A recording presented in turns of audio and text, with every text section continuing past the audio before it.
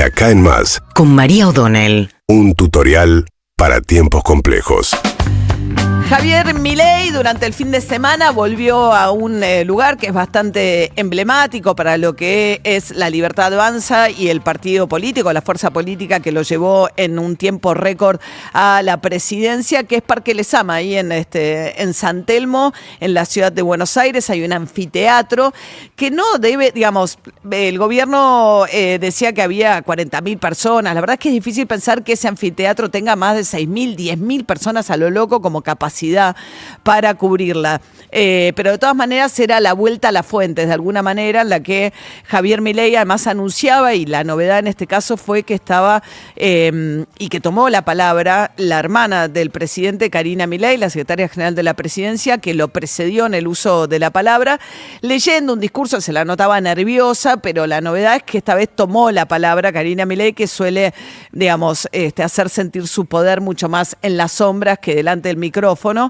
Con lo cual también esta idea de los hermanos, ¿no? Con este triángulo en el cual volvió a decir Javier Milei que el otro vértice del triángulo, y ayer dijo que era un genio, a pesar de que está siendo muy criticado últimamente, es Santiago Caputo, un asesor del gobierno que sigue como un Pac-Man comiendo lugares. Hoy ya salió publicado la designación del nuevo ministro de Salud, Lugones, que es el papá del socio histórico de Santiago Caputo, Rodrigo Lugones, un hombre que ya venía siendo muy influyente dentro del gobierno y que administra el sanatorio Güemes en sociedad con el gremio de los gastronómicos. Atención con esto, porque uno ve también las mismas figuras del sindicalismo que en su momento, mientras que por un lado apretaba o le quitaba derechos laborales a los trabajadores, por otro lado negociaba personalmente con ciertos jefes sindicales Menem.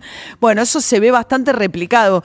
Me acordaba el otro día de Parque Norte, que fue una de las prebendas que obtuvo en su momento Cavalieri a cambio de su vínculo con Menem. Bueno, hoy aparece Barrio Nuevo, socio del nuevo ministro de Salud, nada menos, y también la cuestión de que hoy van a ir los gremios negociadores a conversar con el gobierno nacional, con la expectativa del gobierno de que gastronómicos y comercio estrenen entre los primeros que cierren convenios colectivos que incorporen las nuevas modalidades del despido, que ya no tienen como garantía al menos un año por un salario por año trabajado, como es en la actual ley de contratos de trabajo. Pero bueno, mientras negocia, es curioso lo de Milei, porque ves un Milei extremadamente pragmático en determinadas cuestiones.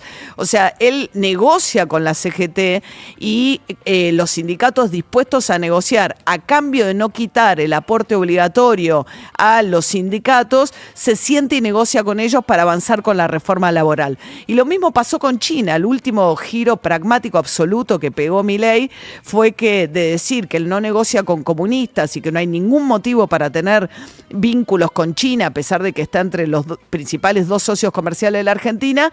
Ayer anunció con Susana Jiménez que los chinos son bárbaros, que son muy pragmáticos, que no pasa nada y que entonces va a viajar él en enero a China. Y antes va a viajar, se anunció también Karina Milei, su hermana, en una especie de avanzada en este giro pragmático con China.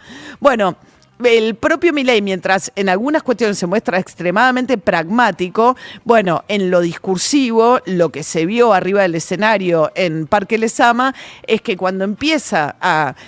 Hay que ver, puede ser algo momentáneo o no, pero cuando empieza a verse, por un lado, el impacto de estos meses de gobierno y del ajuste con la suba de 10 puntos de la pobreza, suba de indigencia. Milei dijo que está bajando. Es cierto que en el segundo trimestre, cuando la inflación se baja, mejora paulatinamente la situación de la pobreza, pero todavía pobreza e indigencia está muy por arriba de lo que heredó el 45% en diciembre como efecto del fogonazo inflacionario del verano, y cómo los salarios tardan mucho más en acomodarse. Bueno, en ese contexto aparece la caída de Milei en las encuestas, y el fenómeno novedoso fue que a la saga de decirle rata a los legisladores porque no le aprobaban todo lo que quería, ensobrados a los periodistas, econochantas a los que le hablan del tipo de cambio atrasado, sumó a los encuestadores mentirosos, ¿no? Es como una saga bastante predecible en términos de aquellos que por algún motivo lo critican o no lo elogian, inmediatamente empiezan a caer dentro de la saga de los insultos.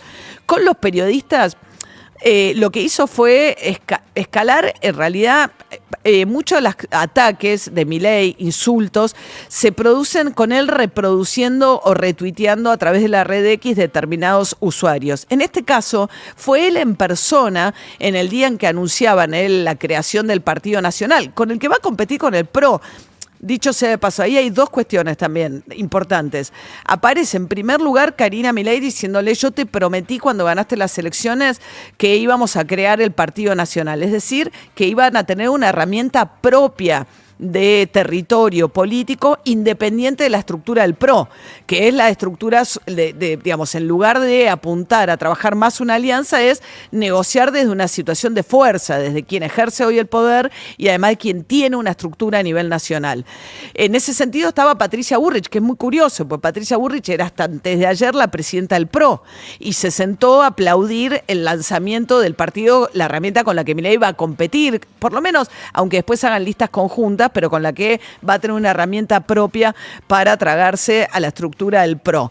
Bueno, ahí estaba Patricia Bullrich, de las más mencionadas y elogiadas en el discurso por Javier Milei, pero no estaba, por ejemplo, Victoria Villarruel, que como excusa dijo, tampoco sabemos si fue invitada, porque la relación entre Karina Milei y Victoria Villarruel sabemos que es mala, por decirlo suavemente. Pero bueno, ella dijo que no iba porque ella es afiliada al Partido Demócrata todavía y que por lo tanto, como no tenía una afiliación al Partido Libertario, no había asistido a la vicepresidenta.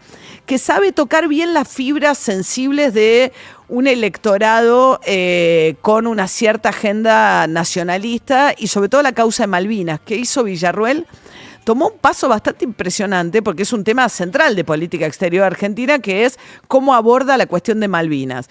Diana Mondino en los últimos días había firmado un acuerdo que es mucho más en la línea de la política exterior de Menem, de seducir a los isleños, es decir, de darle las cosas que para ellos son muy importantes, como por ejemplo vuelos de salida de las islas, que apenas, digamos, Argentina siempre dice, bueno, frena en el continente, hace una escala en el continente y yo te autorizo los sobrevuelos sobre el territorio continental argentino. Bueno, hay un vuelo que ya estaba yendo a Punta Arenas vía Chile, pero les interesa mucho un vuelo de San Pablo, Brasil. Bueno, termina autorizando vuelos con una sola parada mensual, Diana Mondino firmando este acuerdo, y además habla de cooperar en lo que tiene que ver con el control de la pesca ilegal. La pesca, la entrega de licencia de pesca es la principal fuente de ingreso de los isleños, que lo hacen por supuesto unilateralmente y ante la queja argentina. Bueno, la cuestión es que en esta modalidad suave frente a los isleños, Victoria Villarruel dijo, nos toman por tontos, esto toca nuestros intereses nacionales, plantando su disidencia con la forma en que Argentina lleva adelante en Cancillería el diferendo con los ingleses por Malvinas. Con lo cual, en ausencia de Victoria Villarruel, con Patricia Bullrich aplaudiendo la creación del Partido Libertario, siendo que ellas todavía, hasta donde se sabe, una de las principales figuras del PRO, insultando a los encuestadores, dado que fueron los últimos que le llevaron malas noticias. Milei, esta vez, por primera vez, y no solo a través de las redes sociales, retuiteando otros, y yo, de nuevo, me parece que es un tema que no hay que dejar pasar por el tono y la violencia que implica. Tuvo un ataque respecto del periodismo en general, en particular también se ensañó y después lo explicó mejor en redes sociales, bueno, con algunos periodistas del grupo Clarín, el que trabaja incluso con Marcelo Longobardi, Ignacio Ortelli, pero sobre todo también con Julio Saguier. Julio Saguier es uno de los hermanos que son los principales accionistas del diario La Nación y está obsesionado Milei contra Julio César Saguier, dice que no merece ni tener ese nombre, porque él le atribuye a La Nación un poder de lobby o un poder de vetar el ingreso de Ariel Lijo a la Corte Suprema. Entonces, como está caliente porque no avanza la designación del hijo y de García Mansilla en la Corte, le da a Julio César Saguier y a sus esbirros, como lo llama. Pero además de eso, escuchen el tono y la arenga con un público enardecido que le gritaba a los periodistas hijos de puta y cómo Milei alentaba esta situación. Acá tienen los trolls, periodistas corruptos, ensobrados. Estos son los trolls, son los que demuestran la realidad que ustedes nunca dejaron ver por tener el monopolio de los micrófonos.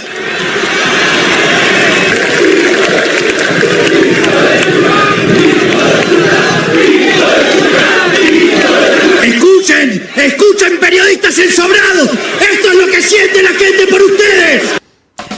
Bueno, después dijo soretes, ¿no? Ensobrados. ¿Tenemos uno más? A ver. Eterno agradecimiento a cada uno de estos militantes que nada tiene de troll. Son todos de carne y hueso, pedazos de soretes.